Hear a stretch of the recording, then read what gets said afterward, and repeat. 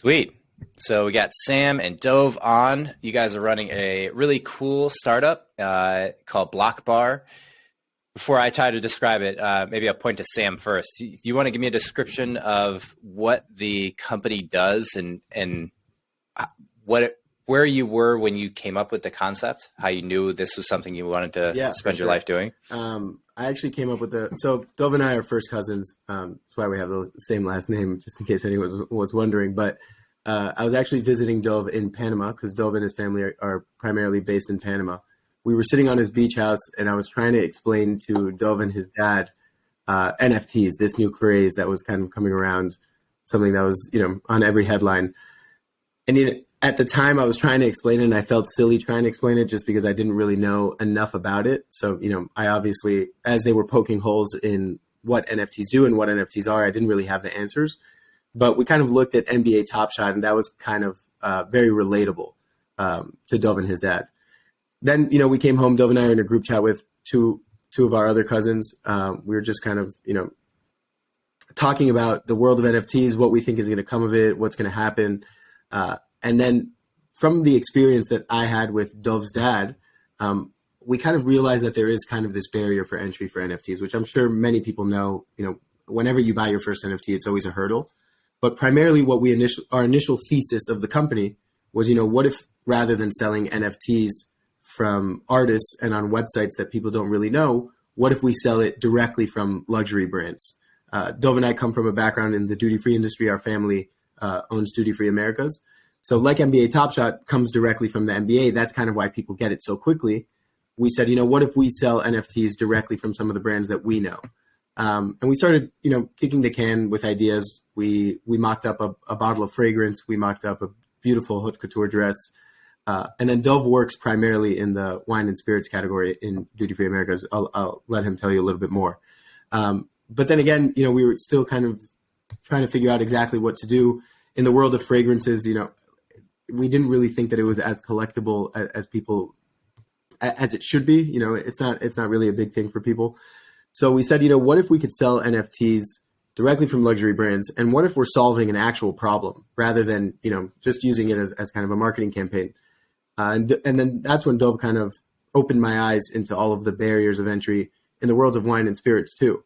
So when you look at the wine and spirits industry, just to name a few issues, there's issues around access, meaning if you want a super premium bottle of wine or spirits, it's pretty difficult to actually get the proper bottle. Then there's issues with storing it, shipping it, reselling it. And ultimately, at any point, if you do want to resell it, you are going to have an issue of proving authenticity. So Dov and I we drew a lot of inspiration from Uniswaps, the Unistock model. We thought it was very cool. So that's kind of when everything started coming together, where we said, why don't we create a platform where consumers buy NFTs directly from luxury brands? Each NFT is going to correspond to an actual bottle of spirits or wine.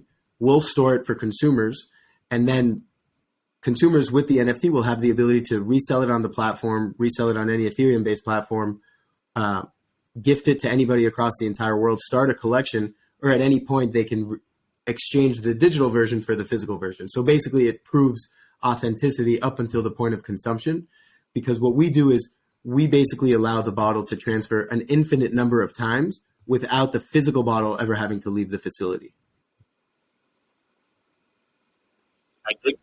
I dig that. I like that a lot. Dov, do you want to add on to that? I think anything? Sam explained it really well. So, again, Sam was really explaining how NFTs work. And then as we're looking at the issues that you have in the wine and spiritual world, as Sam said, there's authenticity, there's access, all that type of stuff. But really, I think it's really, I think one of the issues is that it's also undervalued. There is a world of collecting, but it's very limited to a certain demographic, and very, you have to be in that world that knows that knows what's going on. It's, closed Facebook groups. When you do want to sell something, it's very hard to do that. So understanding the limitations of the wine and spirits world is really what, married these two together for us, and kind of felt like a perfect fit. And then, from there is when we went, and as Sam said, we're in the wine and spirits business for a long time.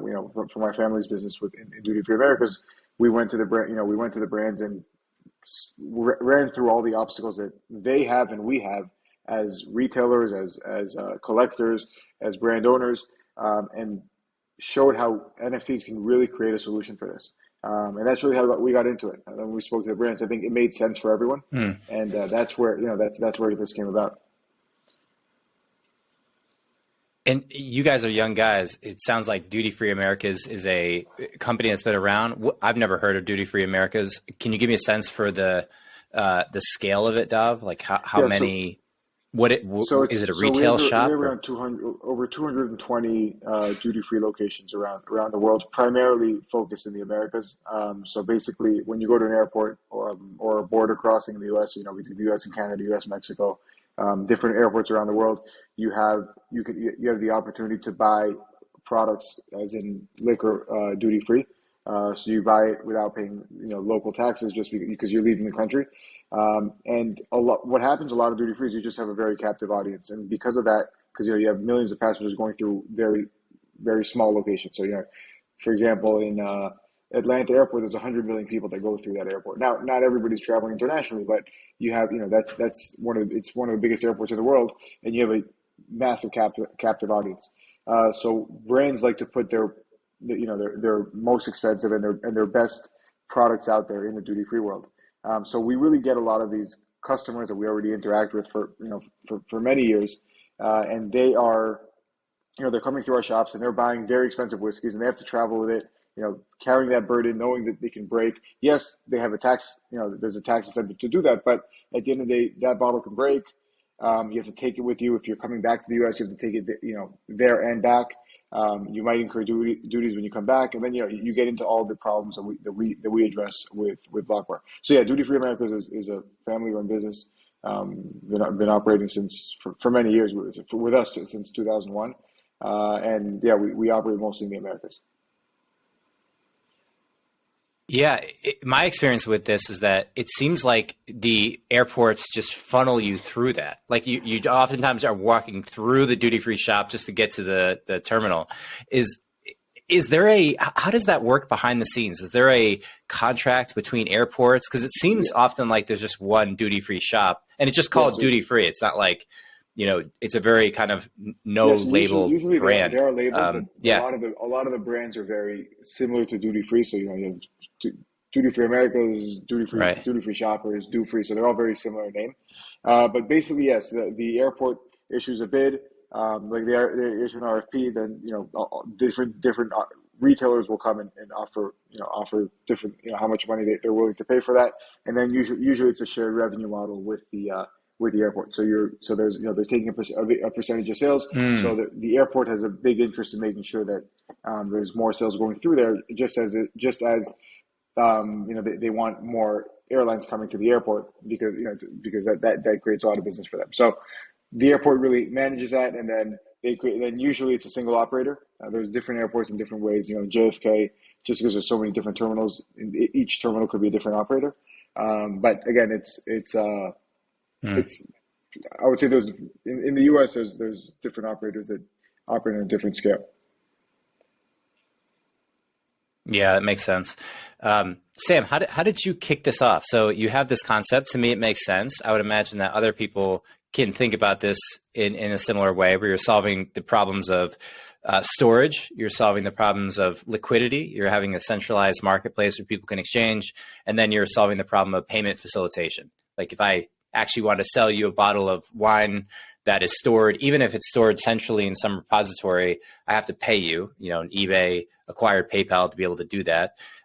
Crypto solves that problem. So this feel like between the storage, the market liquidity, and the payment transactions, there's three major components of this. Is there other things that you feel are subtle nuances to the business that you might only recognize by getting into it and doing? Like, are people who buy these things have no intention to ever drink them, or vice versa? Do people often want to recall the wines and have them for dinner at some point? One of the things that I thought ultimately ended up being more difficult than we anticipated in the beginning, and again, just because we're kind of playing in between a balance of, liquor connoisseurs, which are usually an older demographic, and NFT heads, which are usually a younger demographic. And we're offering a product for both. So we kind of wanted each age cohort to kind of understand what's happening. So initially when we were doing it, we said, we're going to accept fiat. And we do accept fiat. But we thought, I don't know about you though, but I thought it was going to be much easier to implement fiat than it actually was. Meaning, there's credit card, there's wire transfer, there's the primary sale. Everything still has to be recorded on a blockchain. So how exactly does that happen? Then there's also the secondary sale. What if one person is selling in ETH and the other person is buying in fiat and vice versa? So it is very nuanced. There's a ton of regulatory components that we definitely didn't think of in the beginning. In terms of the actual market of people who are purchasing the assets, initially when we were setting it up, we kind of split up into a few different groups. Number one is the traditional liquor collector, someone who understands the burdens of collecting premium spirits and wine. They're running out of space in their cellar, or they're moving from point A to point B, and they realize that logistically it's not really feasible, even though it's a great hobby. Number two is, crypto skeptics, people who hear about crypto, they want to get involved in crypto, but are still skeptical and think that it's going to go down. So this is a way for them to invest, to get exposure into the crypto world, but still have a hard asset backing it. And then there's also people who are just looking to invest. And again, I have to give the caveat that this is not financial advice, but premium wines and spirits is traditionally a very good investment. Urge everyone to do their own research.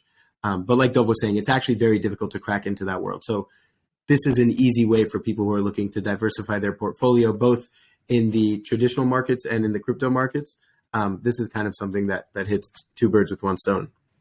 Yeah, I would just add to that I think if you look at one of the things that people don't see in this world of wine and spirits is that, as you mentioned, of buying and selling through eBay or PayPal, whatever that is, legally, you're not allowed to be a reseller of wine and spirits. So it's one of the only collections that we could think of that you, as an individual, are not allowed to sell. So to sell wine and spirits, you have to have a liquor license.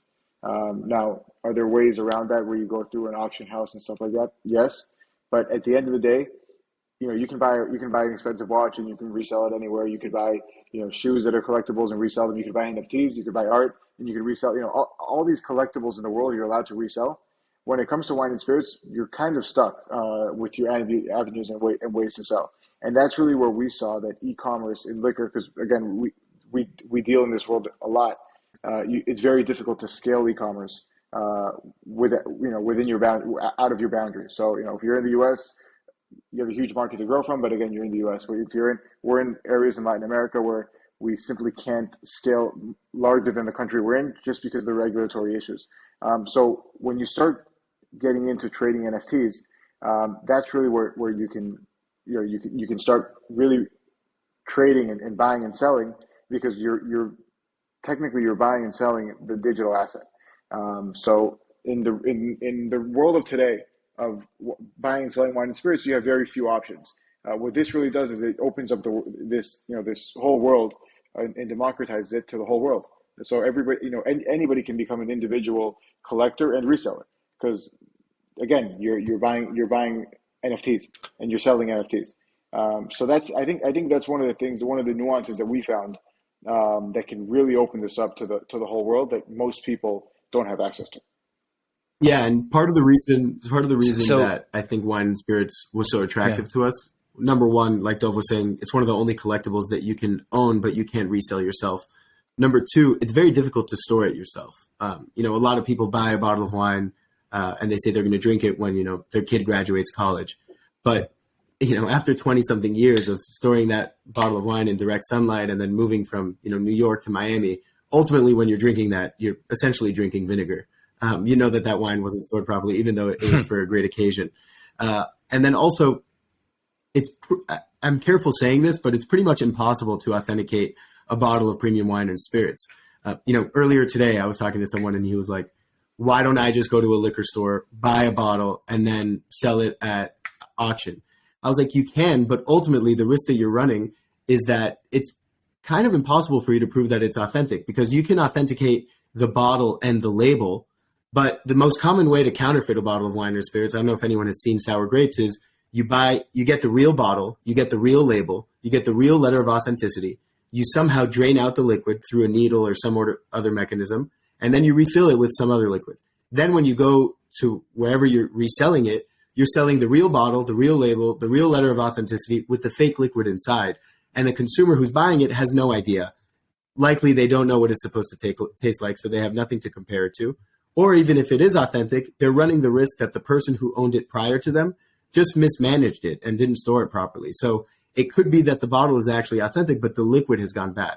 So I think that that's kind of why we said, yes, our model works with fashion, our model works with watches, our model works with a lot of different industries, just because everyone wants to own cool stuff, but there's not really a need to store it in your house anymore. But part of the reason why it works specifically with wine and spirits is because of the everyday hurdles that people who collect already know it, and then there's other people who just don't have access to it. And then by the time you find out about all this, it's usually a little bit too late. Yeah. Yeah. I mean, to me, it feels like Dov's point alone proves the case that you guys just have a really unique application. And honestly, I'm like, why ever? I mean, don't go outside spirits. It's like the world is big enough here where just stay in this lane.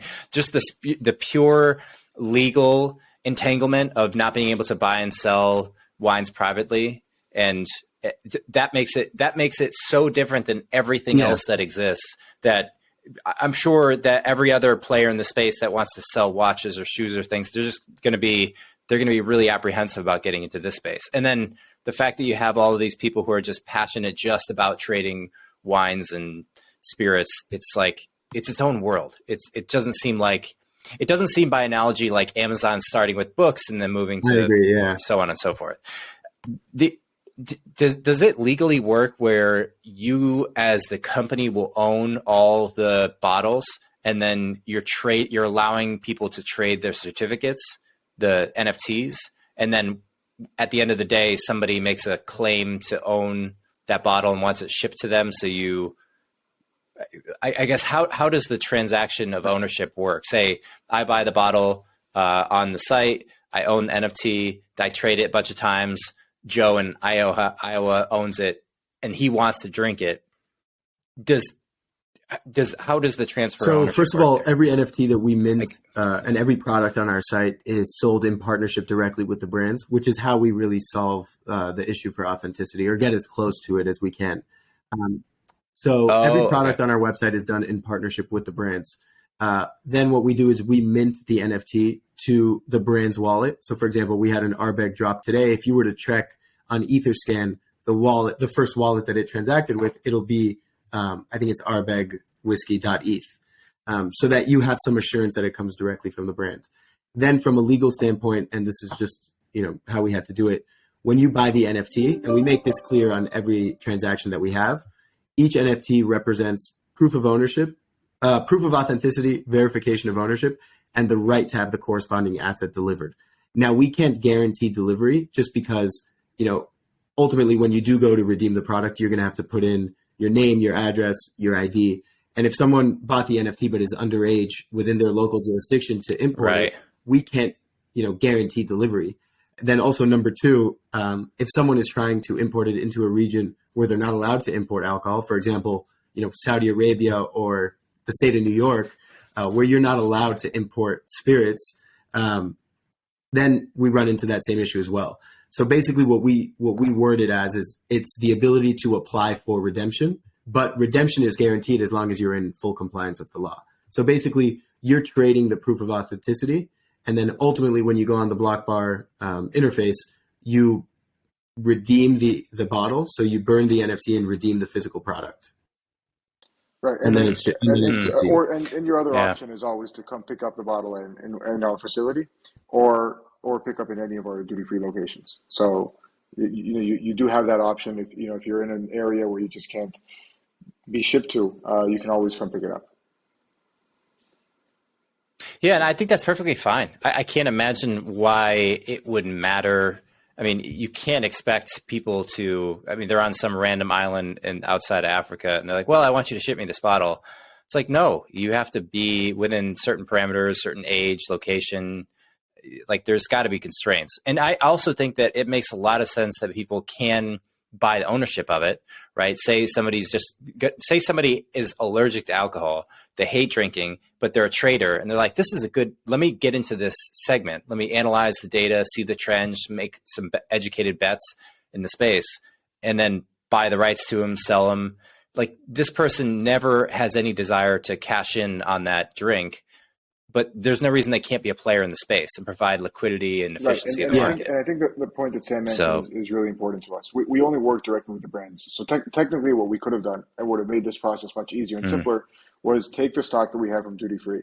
We get a lot of exclusive products, put those on the site and say, okay, here are the products that are available. But then again, how do you prove that that's authentic? Yeah, can you trust duty free Americans? Probably, but you can't. You run into the same problem, really. Yeah, you're going to run into all the same problems over and over again. So what we said is the real value is when it comes directly from the brands. Even more so, everything that we drop, or 99% of what we drop, is exclusive to us, to BlockBar. So you'll never find that in a local liquor store. So anything we drop, you just won't find in a local liquor store. So that also gives the appreciation value a little bit more of an upside, because if it's exclusive and you can't find it anywhere else, again, this won't be produced again. So there's many different examples of what we've dropped that you just won't find again.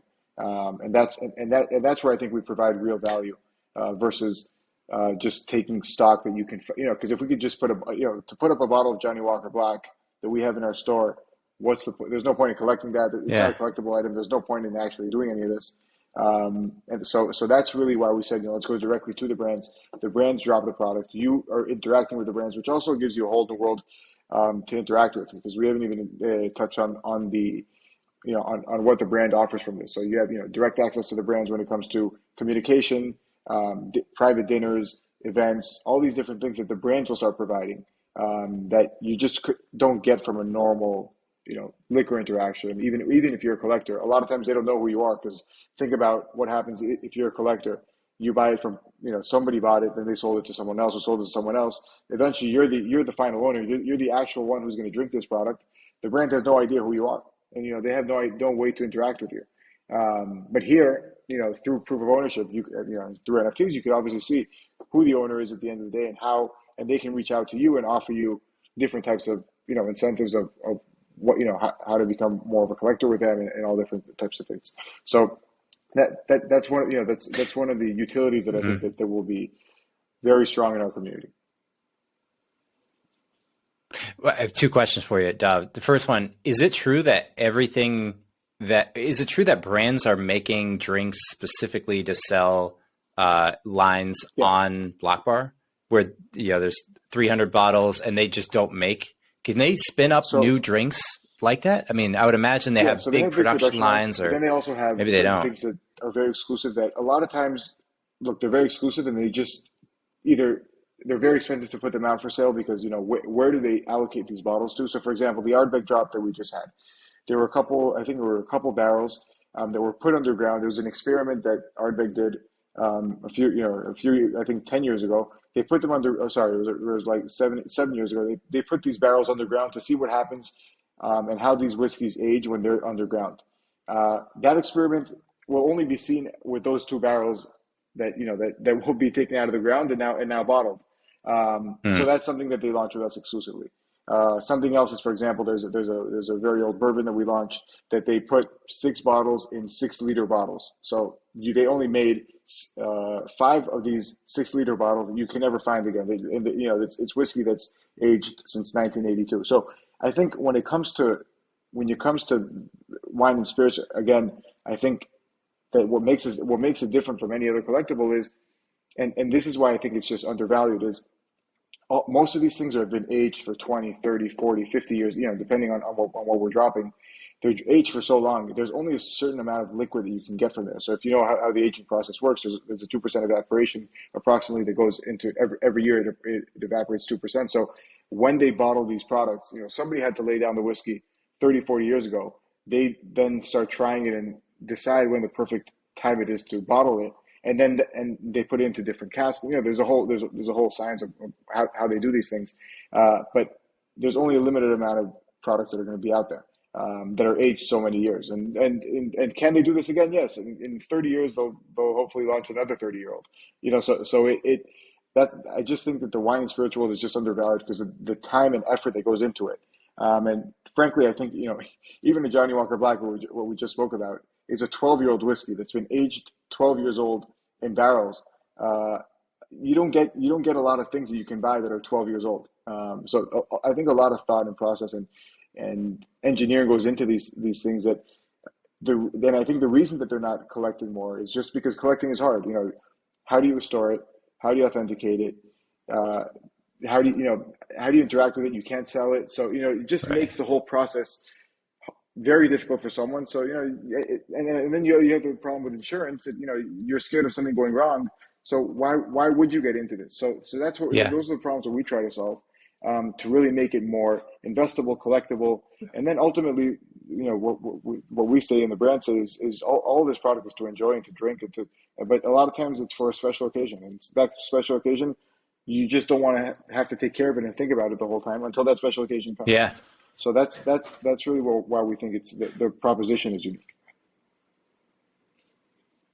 And previous to this, the brands would they sell these like small runs? Would they sell them to auction shops? They have different ways of selling them. They have auction shops. A lot of it goes to duty free because you have that type of customer. So, but what happens is you just don't know where that customer is coming from. So say they have, on a very high aged Scotch, you'll only get probably from a barrel, say, depending on what you're getting, but let's say 150 to 200 bottles. When you do get that, where do you put that? Do you put it in, because you're going to start marketing and you have to start getting that to customers. Do you start putting that in Asia? Do you put it in the Americas? You want as much exposure as possible. So you start targeting different markets. And you might get it right, you might get it wrong, but you kind of get stuck in where you put those products because, and usually it's the same type of buyers that are buying this all the time. It's the typical collectors that are buying these, and they're the only ones that know how to store and collect and then resell to different buyers and know how to do that. So it's a very small, tight-knit world that are collecting and have the opportunity to do this. But again, it's very difficult to scale it around the world, and that's what we try to do, to democratize it and open it up for anybody that's interested in it. But yes, they do have their collections. We're not the only ones to get high-end products. There's others that do it. But I think just the way to collect and the way to invest in it is what we're trying to change or disrupt. Yeah. Yeah, it seems like if I'm a brand, what you just described sounds like a shitload of work, where I'm contacting all these airports and I'm setting up marketing deals. And I got sales guys on the phone. If I could just come and say, okay, we're not even going to touch the actual goods. We're just going to launch an NFT. Let this run. I could see, Sam, one day you build a virtual reality room where I throw the headphones on, the goggles on, and now I'm looking at all the different kind of, like the Matrix, right? It's like, pull me out the wines or pull me out the vodkas, whatever. And I see all the different, okay, there's 78 bottles of this, and it's all digital, but it allows me to see it, touch it, feel it. The branding's there, and then I can buy it, trade it. You can get into analytics. I could see you guys building a whole analytics platform that shows like trends over time and attracting people who are really about trading these things and drive up liquidity in the market.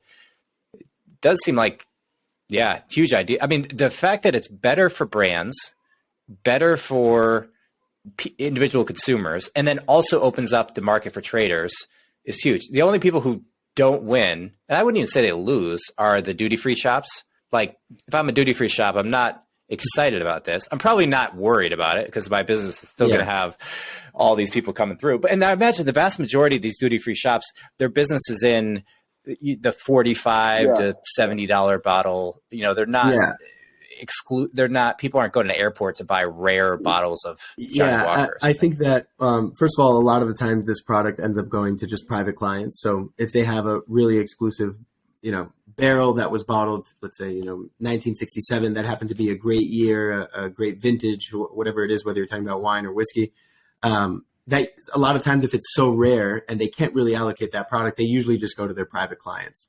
But yeah, I completely agree with you. First of all, on your point of, virtual reality and metrics, it really is about creating an immersive experience for consumers and the brands. because we do view ourselves as providing a direct channel of communication from the brand to the consumer. But also the next part you said is actually very true, which is we don't believe that our business really cannibalizes any of the brand's existing businesses. We're not really going after the auction houses. We're not going after the duty-free shops. Just what we're really trying to do is expand the piece of the pie, not really take a piece of someone else's pie. Just because we do feel like we're attracting a much younger demographic. We're removing the barrier of entry where a lot more people could come in, collect, and invest. A great example was our first drop of Glenfiddich. It was 15 bottles of $18,000 of Glenfiddich. I think it was a 46-year-old. Sold out in 4 seconds. We polled all of the people who bought it. No one who purchased one had ever bought a bottle of whiskey or wine over $150 before. And then we followed up with them. Yeah, sorry. I was going to ask, how many do you think, I don't know if you asked them this, how many do you think will actually drink it versus they bought it anticipating to sell it? I don't think many of these will specifically drink it, but you never know. But also another part that I thought was funny is we had a lot of inquiries after from a lot of the people who bought the product saying, can I get merch from the brand? And then they were like, can you tell the brand that every time I go out now, I only drink Glenfiddich. That's my drink. And when you ask some of these people, it's like, they never cared before. They would go to the bar and order a vodka soda, tequila on the rocks, whatever it was. But now they're looking for specific brands just because they had such a great interaction with the brand the first time. So again, we feel like we are really, expanding the demographic of people who are learning about this industry.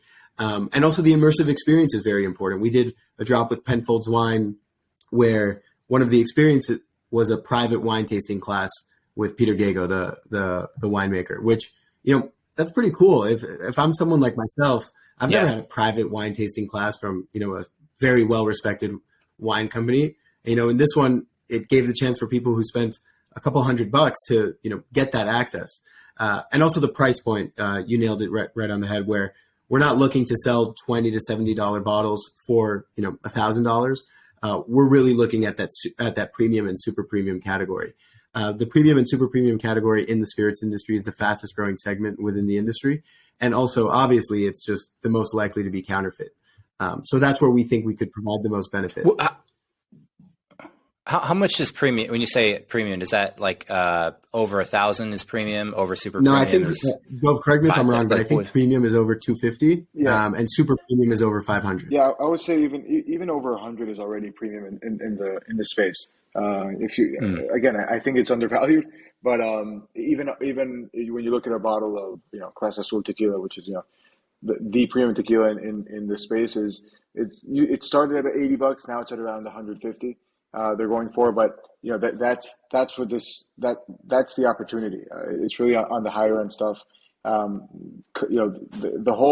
think the whole world is starting to adapt this more and more. And as Sam said, this is the fastest growing segment in the industry.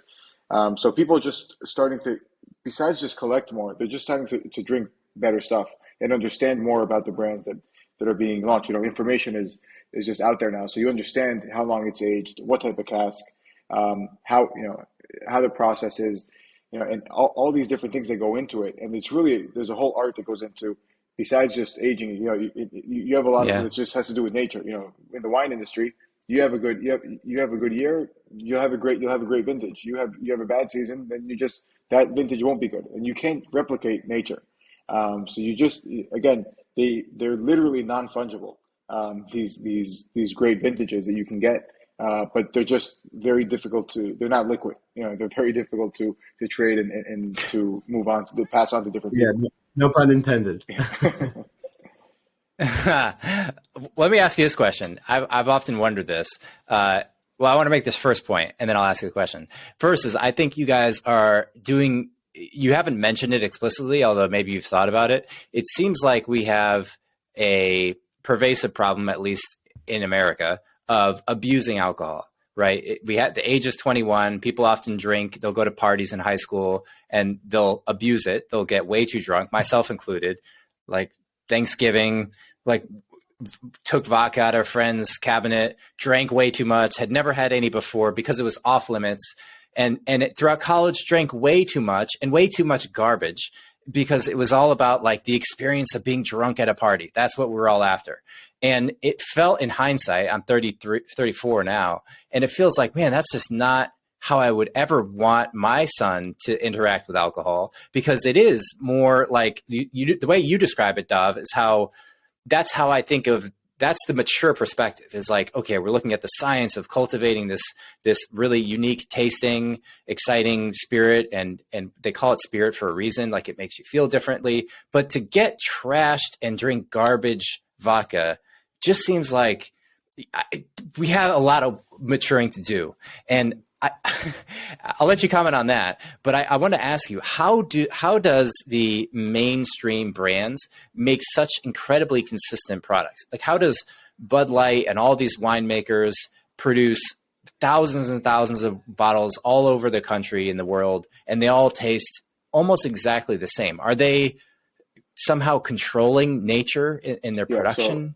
So I think, so operations? on your first point, if you just look at the tequila industry, as we were growing up, so we're similar ages, we were probably drinking a lot of very cheap tequila, shots, just getting wasted. And if you look where the tequila industry is today, you're looking at very premium sipping tequila, where people are really understanding the art of making, how it only comes from one region, and you're starting to see that the average price of tequila is just skyrocketing. And you're just, and you'll see that in every different sector where, it used to be cheap whiskey and now it's more expensive whiskey. So it used to be cheap rum and now it's more expensive rum. So you're starting to see that in every category. And I think even the younger generation is starting to understand and appreciate what goes into this, art of making wine and spirits. And then on your other point, I think it's just many years of perfecting their craft. If you look at, again, I'll go back to Johnny Walker, they're putting many blends from different houses into one bottle to make that consistent. Usually they already start understanding how barrels age and how they get into, what those will taste like over a certain period of time. So they already started perfecting that.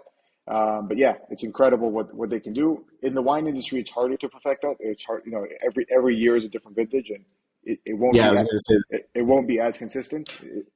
Why is that? Just because, is that just grapes mature differently? You have more rain. The weather's different. Yeah, you have more rain one year. You'll have you can have a drought in California another year. You can have frozen grapes in the French region another year. So it really depends on, with wine, it's all about nature. I think when it comes to spirits, you can control a little bit more. You're also at 40% alcohol, so the taste you can kind of control a little bit better. But wine is really all about the vintage. And that's why certain vintages just go for much more than others. Yeah, also with wine and a bunch of different categories, it can only be considered in that category if it's from a specific region. So, like Dov was saying, tequila has to be from Mexico, cognac has to be from cognac, champagne has to be from Champagne, Scotch from Scotland. There's a bunch of these. But when you look at the wine category, it's like these vintages are coming from such a small patch of land. That the weather plays a huge different role depending on where exactly your vineyard is. So it could be too cold that year, or it could be too hot that year, or it could be too moist that year, and it affects both the harvesting and then also the aging of the barrels. So I think that makes it a little bit more difficult to pinpoint it. And when you look at some of these sommeliers, usually when they taste it, and Dov, correct me if I'm wrong again, because this is more your neck of the woods, but they could tell you the region it's from just based off of the taste, and then they could probably tell you the year it's from just because they've mastered what the different years from different regions taste like. Yeah, crazy. Wild. Yeah, and by contrast, that's not the case with whiskey or other spirits, because they use different. What does whiskey use? So barley, so whiskey's using or barley, is that they will they'll ferment that, and then that'll go through the process of going through stills and then going into barrels. Again, every if even the same what's in that barrel every year will taste differently. So what it takes the malt master or whoever's deciding, or the whiskey maker when to pull these out, they're tasting these all the time. They're smelling these and deciding when it's perfect maturity, and it's always different in different barrels, because a lot of these barrels were previously wine barrels or bourbon barrels. So they really have to figure out when that is, and then how much you're going to get from that, because as it ages, there's more, it evaporates more. So again, there's a whole art that goes into this that I think most of us don't appreciate. And then again, the few that do understand how to collect it and how to do it. But I think that's changing. I think the whole world of understanding, and there's a lot of tourism today around Napa Valley and around wineries and around distilleries. So there's a lot more. I think there's a lot more engagement, a lot more people understanding about it. But obviously, there's a lot of education to be done. But again, I think we're just at the tip of the iceberg of how valuable these can be.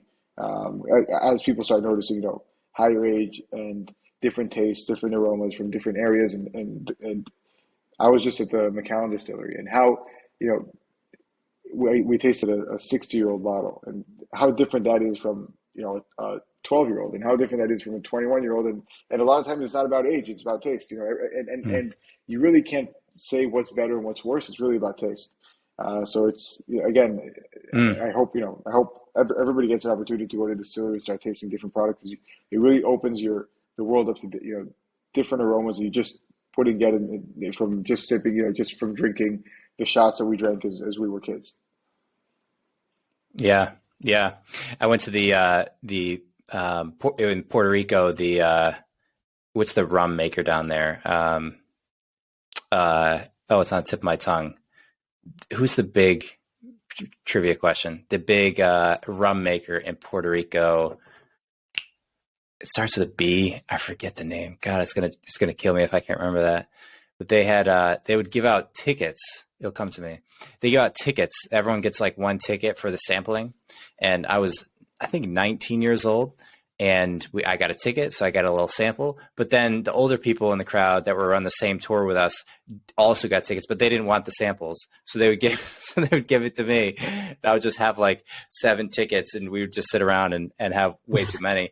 But it was such a cool experience to see behind the scenes how it's being made. And yeah, I do think these brands have a lot more to offer people. Yeah, I agree. Because the experience and the story is like. That's the interesting part of it. It's like, it's not about just drinking cheap stuff to get drunk. It's like participating in the story, understanding it. There's a friend of mine who's a coach in the NBA. He's a strength coach. And apparently in the NBA, the players are all winos. They all collect wine. They talk about wine. They know wine. And I would have never guessed that. I don't know. It seems like it's more of an older crowd, but I guess that's the stereotype. It's not true. But also what you just said is a great point too. And you just keep making great points. But a lot of times when you do buy a product, you don't really know much about that product, meaning you just see that product on the shelf. You don't know the history of, that specific distillery. You don't know the history of that specific vintage, which is something that we try to add to our website. We work a lot with the brands to make sure that it's customizable to them. So, when you go on our website, it's not just, rum, whiskey, wine, this one, that one. Each brand, because we're selective with the brands that we work with, each brand has their own brand page where it'll tell you the history, it'll tell you the current winemaker or master distiller. And then each product has its entire own drop page where it's going to tell you specifically why that product is special, the tasting notes, the ABV, a bunch of different details that maybe get overlooked. I'm sure you could figure it out if you see the product and you look it up online, but certain details and certain aspects that get overlooked. And again, it happens just because the product touches so many different hands before it ends up, within a consumer. So, just communicating that is a big aspect of what we do on our site also. Love that. And so, Dov, are you traveling around to different distilleries and makers trying to convince them that NFTs and this platform is something they should invest in? And by the way, it was Bacardi. Oh, that was the name that just came to me. I knew Bacardi was from Puerto Rico. I thought it was more of like a boutique rum that you were talking about. I travel. I mean, I think luckily from our fathers that have established these relationships for so many years. We do have well-established relationships with the brands where they trust us, where they've been trusting us really to take them into this world. For them, it's a new world. They're not used to it, but definitely that relationship from the duty-free world has helped us a lot. Now, obviously, we're traveling and speaking to them, and they're really grasping this and understanding it very well. As you said, it's almost like a no-brainer. But yes, traveling all the time, I guess I get to do the cool part of the business. Sam has to take care of the tech part and all that stuff. But yes, we speak to them all the time, and I think and what's been very encouraging is how engaging the brands have been and how much they really didn't know about their customers, that they do want to learn about them, and they do want to learn about what the different trends are, and how, and how what their customers care about, whether it's age, it's there's just so much that that the younger generation is caring about today that the brands really want to interact with. And I think one of the other points that we haven't mentioned is we launched a gifting, the gifting aspect of our business. So when there's wine and spirits are huge in gifting. End of the year or whatever it is, champagne, people are gifting different bottles to different people. I don't know if you've gone through the hassle of trying to figure out where that person lives, when they'll be home, because they have to make sure that because you have to check their ID when they're home. Logistically, it's difficult to gift this type of stuff. So what we did is we launched a gifting product on our platform where you can simply, once you buy the NFT, you could just send a gift to someone else. So I can buy something and say, I know your email, so I'll send you your email, Mike. And I say, Mike, here's a gift from me to you. I just bought this bottle. This is for you. Now that's automatic right away. You just go on, you receive that email, you go online, you accept that gift, and that's automatically transferred on the blockchain to your digital wallet. So we just went through the whole hassle of the gifting process very seamlessly, and now it's in your digital wallet. And now you have the three options as well. You can redeem, you can put it up for sale, or you could just keep collecting it in your digital bar. So I think the whole gifting world, because NFTs have been hot with gifting as well now. In last holiday season. So, and I think we're just going to see more of that, where gifting NFTs is strong. I think gifting wine and spirits has been very strong, and that trend will start to continue. Totally. And Sam, on the tech side, I'm curious, what did you use? What existing tools out there did you spin up? I know there's a lot of things out there now. Is there a platform that you built this on to mint NFTs, or other tools that you use to facilitate fiat transactions? Yeah, I mean, I didn't build the website myself. I wish I was that talented, and I wish I could take credit for it. But no, I mean, I spent an embarrassing amount of time doing research, and that's one of the cool things about this industry, and one of the cool things about modern technology. It's just Twitter, YouTube, and Reddit are just some of the best learning tools that anyone can come up with. But I just spent, countless hours, countless days, almost months, trying to really tap into this world, network a little bit to find the right people. And it's a little bit cliche because everybody says, the first few employees that you hire are the most important. But I think we've proven that to be true, where we were really fortunate enough to find excellent developers, excellent designers, amazing account managers, marketing officers. So we just surrounded ourselves with an all-star team. Really, they make us look good, but we're the ones. What'd you do there? Did you hire a development firm to start off, or was it a friend of yours that? Well, actually, the way I initially started when I was just getting into this world is I just went on OpenSea, Foundation App, and Super Rare. And I started messaging artists, basically saying, I'm trying to learn about the space. I have a project that you might be interested in with X, Y, and Z company. So I have so many mocks of, fragrances, dresses, liquor bottles. That was kind of how I started. And then through there, I would kind of ask them, do you know anyone in the development world? Do you know anyone who, works for some of these companies? And then even then I got the names of a few different developers. We assigned each one of them different projects, saw which one was best, and then just kept rolling with it like that. Eventually we built the entire team in-house. So we don't use a development firm or agency. We hired people in-house. Awesome, man. Yeah. I love the design. It's just it's important when you're selling,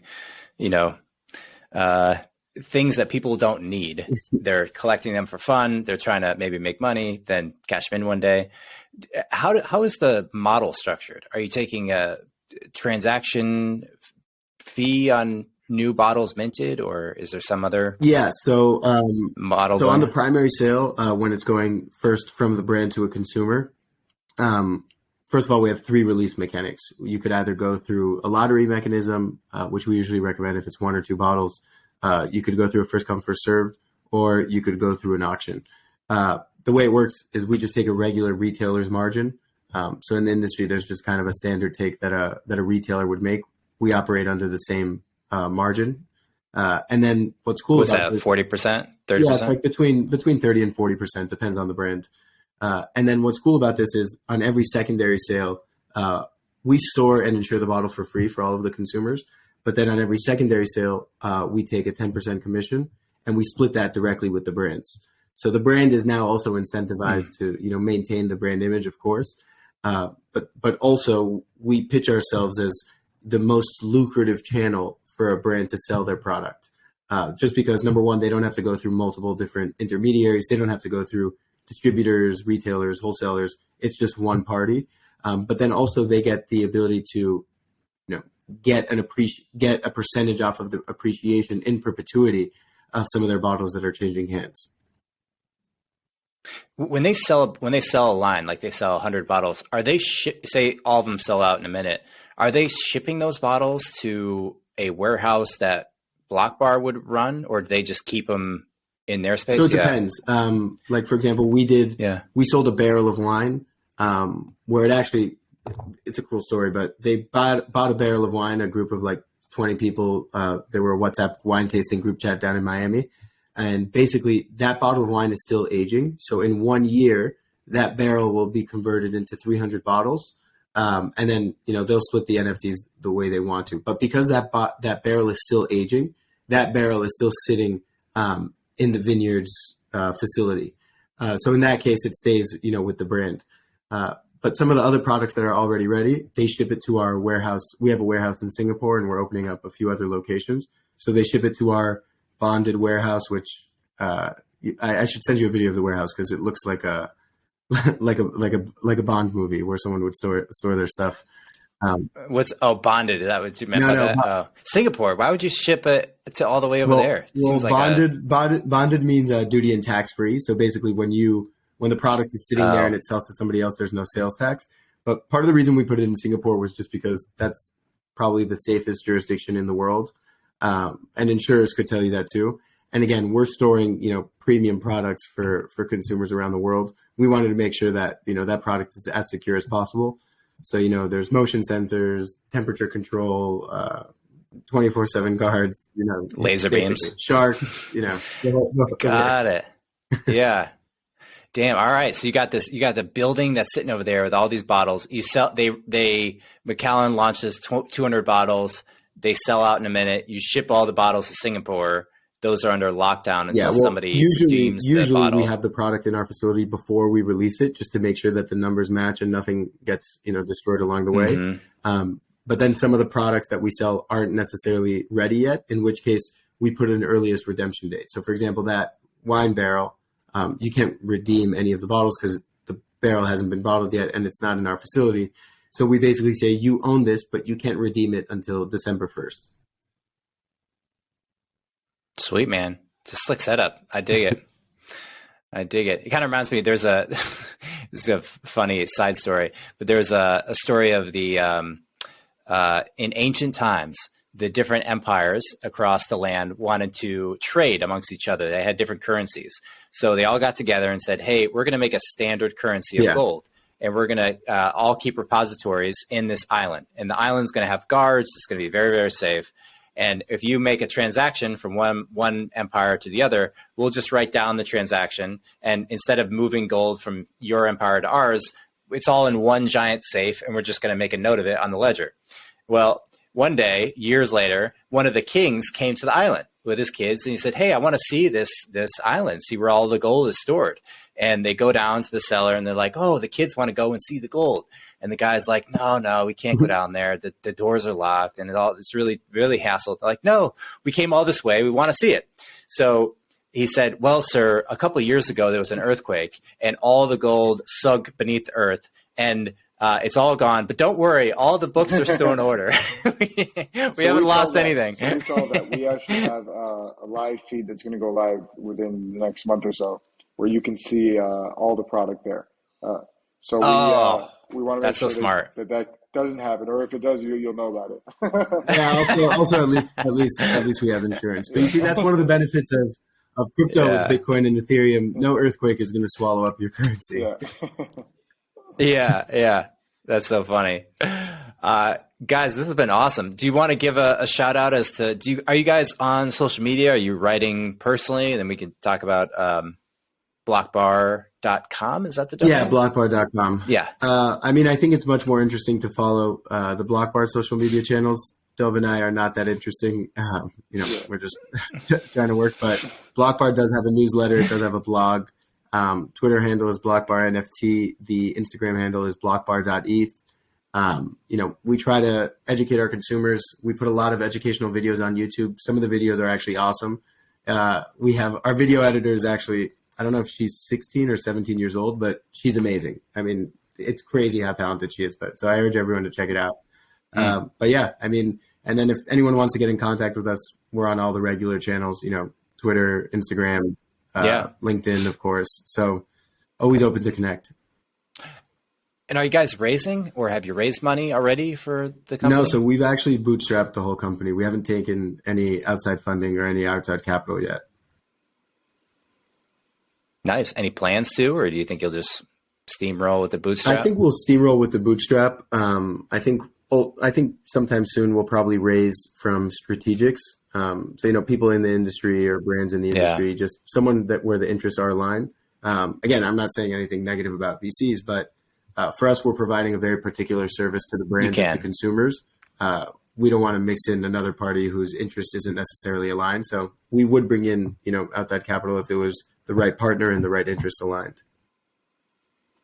Yeah, I think that's smart. You guys should go and say, hey, we're raising 10 million, and go to all the brands and say, hey, you can invest up to 500K, just to give each one of them a slot, a ticket, an ownership. That way you sink in the distribution model. Like no one else comes in the space. Is anyone else even doing this? Are there other companies with any significant efforts? There's a few other companies that have started doing it. Again, the major difference maker for us, at least, is that we only work directly with the brands. So there was another company that launched, a barrel, but that barrel was sold from a private collector. And then the new person who bought it actually is not allowed to bottle it under the original brand, just because that brand is saying, it didn't come from us. You can't use our IP for it. So the big difference maker for us is that we only work directly with the brands. All the products on our website are done in partnership with the brands.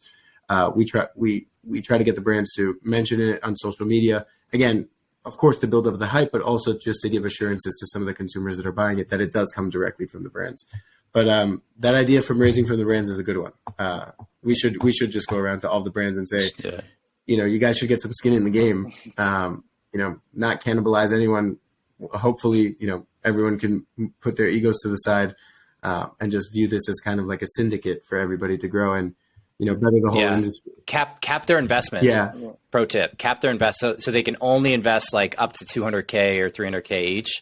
That way, no one could come in and be like, I want to own 60% of the round.